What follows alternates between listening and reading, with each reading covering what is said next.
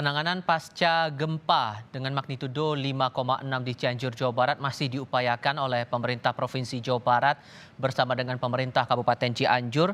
Terakhir kali setelah melakukan pemantauan di Rumah Sakit Umum Daerah Sayang Cianjur, Jawa Barat, Gubernur Ridwan Kamil melaporkan data terakhir korban meninggal dunia sebanyak 56 orang dengan 700 lebih korban luka. Saat ini kebanyakan korban ditangani di Rumah Sakit Umum Daerah Kabupaten Cianjur. Visualnya terlihat saat ini di layar kaca Anda, Saudara, dengan kapasitas rumah sakit yang terbatas ditambah dengan tenaga kesehatan yang tidak sebanding jumlahnya dengan para pasien yang harus ditangani di sana, membuat kondisi pasien tidak sepenuhnya bisa tertampung di dalam gedung rumah sakit. Kebanyakan berada di halaman rumah sakit dan ini juga yang masih terus diupayakan oleh pihak pemerintah Provinsi Jawa Barat bersama dengan pemerintah Kabupaten Cianjur untuk tenaga kesehatan yang berada di sana. Masih bergabung saat ini pengamat dari Institut Teknologi Bandung, Irwan Melano.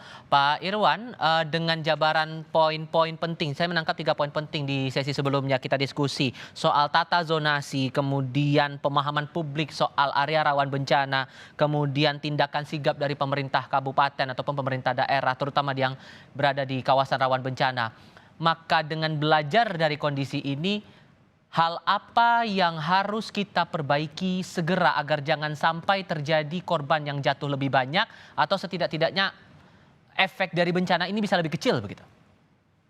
Iya, baik. Jadi dari 3 hal tersebut maka kita bisa merunut. Yang pertama adalah kita harus mulai membangun zonasi. Jadi kemudian kita harus memahami, belajar dari pengalaman ketika kami pada saat terjadi gempa Palu dan gempa Lombok dan gempa-gempa sebelumnya, maka di daerah yang sudah kita ketahui merupakan daerah yang dekat dengan sumber gempa. Jadi sumber gempa itu beberapa daerah sudah kita ketahui. Maka daerah yang dekat dengan sumber gempa yang pertama adalah kita mulai membuat zonasi daerah yang buffer zone.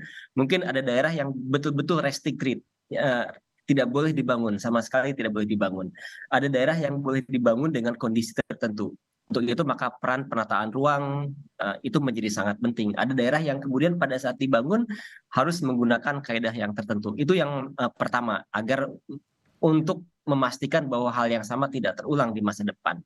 Yang kedua adalah pengetahuan masyarakat. Kita harus meningkatkan literasi dari masyarakat akan potensi gempa.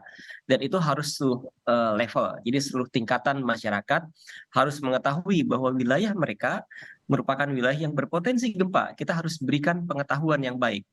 Dan pengalaman saya, pengetahuan tersebut harus diberikan di semua level, bagi anak-anak, bagi orang tua, dan bahkan bagi pengambil kebijakan di daerah. Itu pun harus mendapatkan literasi yang cukup bahwa daerah mereka merupakan daerah yang rawan gempa. Seringkali kami ketika ke wilayah yang terdampak dengan gempa, kemudian masyarakat tidak mengetahui bahwa daerah mereka merupakan daerah yang berpotensi gempa sampai gempa betul-betul terjadi. Nah, untuk itu mulai sekarang kita harus menggalakkan secara masif upaya literasi akan bahwa potensi gempa dekat dengan mereka. Jadi literasi gempa harus diperkuat untuk masyarakat. Dan yang ketiga, sekarang sudah terjadi. Jadi kemudian kita harus perkuat juga kemampuan untuk merespon. Ini belajar dari kejadian gempa sebelumnya bahwa ada golden time untuk menyelamatkan, ada golden time untuk kemudian tadi baik sekali diperlihatkan bagaimana rumah sakit merespon. Menurut saya itu kemudian sangat penting. Dan kami melihat bahwa sesudah terjadi bencana dalam skala yang kita lihat seperti sekarang, kemudian kita butuh misalnya bangunan-bangunan darurat.